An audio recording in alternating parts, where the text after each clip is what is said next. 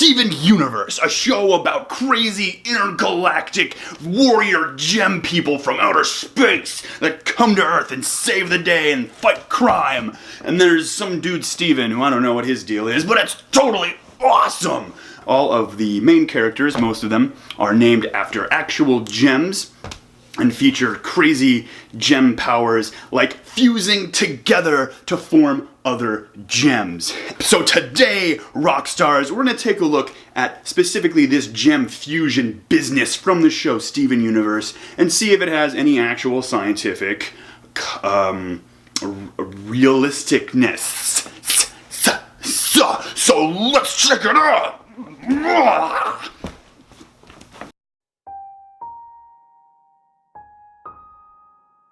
So I am a huge fan of this show called Steven Universe.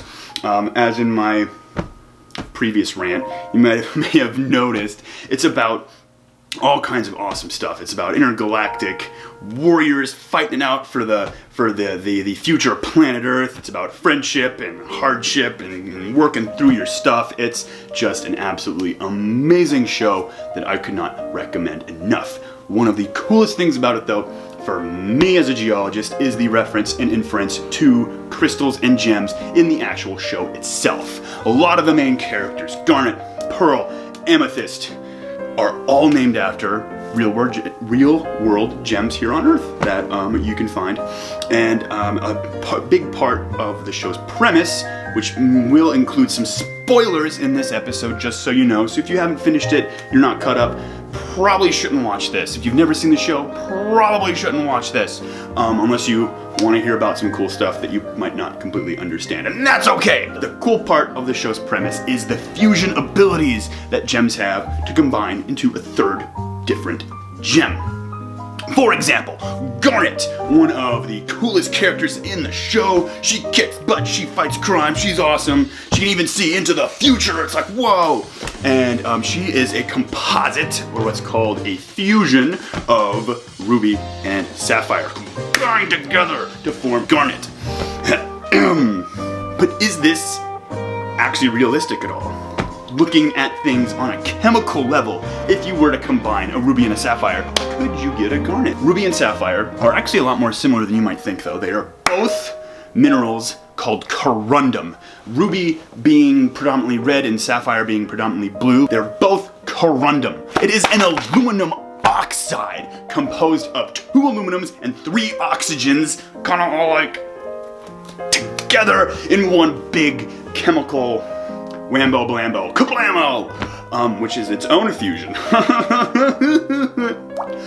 The thing about garnet is that garnet is an entirely different mineral entirely. Garnet is actually an entire series of gems and minerals that forms most commonly under metamorphic processes, metamorphic rocks. Rocks are getting squeezed and pressed and heated, and garnets form from little leftover minerals that kind of all coalesce together and form, boing, a garnet. Whoa! Garnets are formed with a primary base of SiO4, meaning 1 silicon and 4 oxygens, and then there are some couple optional kind of elements that can get tacked on in there. And at first blush there, it doesn't really sound like there's a lot of overlap between a ruby sapphire, or as we can call it, corundum, or a garnet. But actually, for a lot of the garnet series, actually include aluminum and oxygen in the chemical formula with a little bit of extra stuff thrown in. Those garnets include pyrope, almandine, spessartine, and grossular garnets. All of those garnets have an aluminum and an oxygen in their chemical formula. So actually, that makes a lot of sense. On a chemical standpoint, strictly speaking. From a mineralogical standpoint, you don't actually squish rubies and sapphires together to form garnets. Actually, a surprising correlation there between those types of garnets. Wow, that's crazy. The next most popular fusion in the show is opal, from the famous episode Giant Woman. And it's an interesting one. because opal is a combination of the two gems from the show, amethyst and pearl. Not together. Amethyst being a silicon dioxide, a silica tetrahedron formation, and pearl actually being a biogenic gem. Not technically a mineral by traditional definitions. It was formed inside a living thing, not in the earth like a mineral under would traditionally have been created. But nonetheless, a pearl is a calcium carbonate nodule. It's mostly CaCO2. So we have CaCO2 and silicon dioxide. They come together to form an opal, right? Wrong! Wrong, it's absolutely wrong. Because opals are made up of silicon and a little bit of water. Believe it or not, opals aren't quite technically a true mineral either, because they don't have a solid internal chemical structure.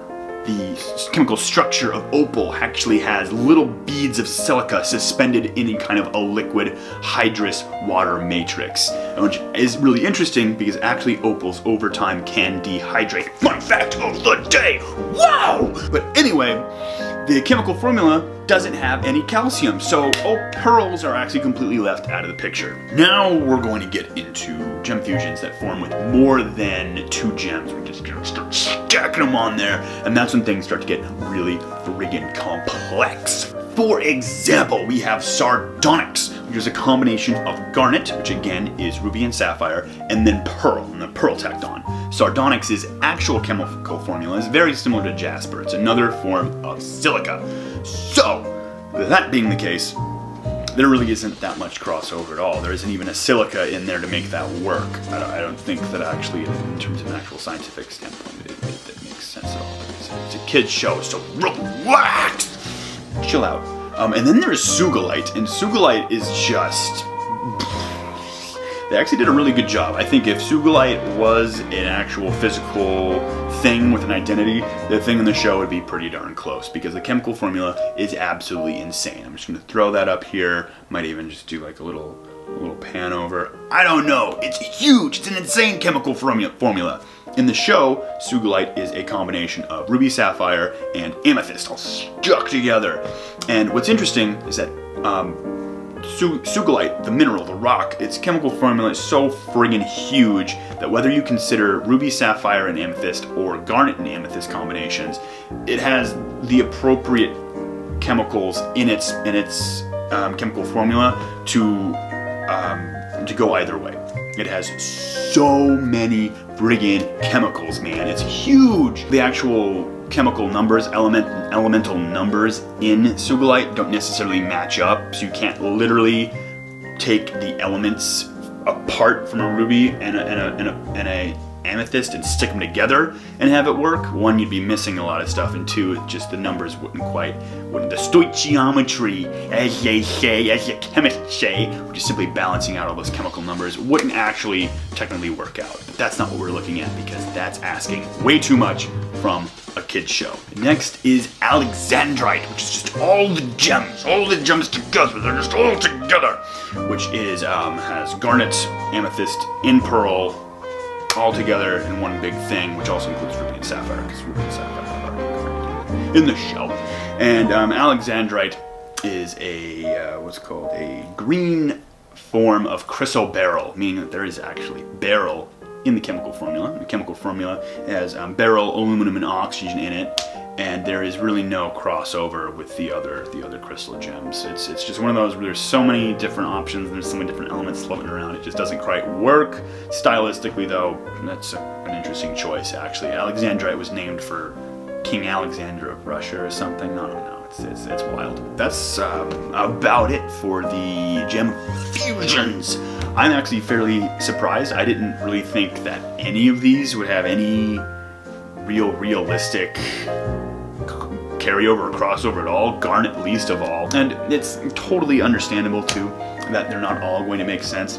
This is, after all, a children's show. It's not based around the science. It's based around the storytelling of it, around the narrative about these gem warriors and Steven Universe himself going out and just having crazy awesome adventures. And the whole real impactful piece about the Gem Fusions, I feel anyway, is that it's just the simple, timeless message that we are together more than the sum of our parts. We can come together and our strengths can be magnified, our weaknesses can also be magnified sometimes, but we can be more powerful and better together if we work as a team.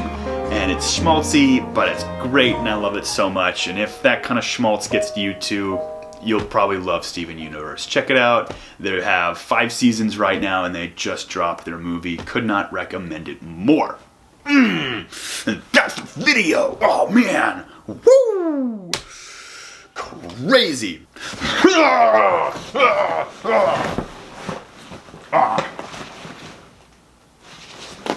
End the video.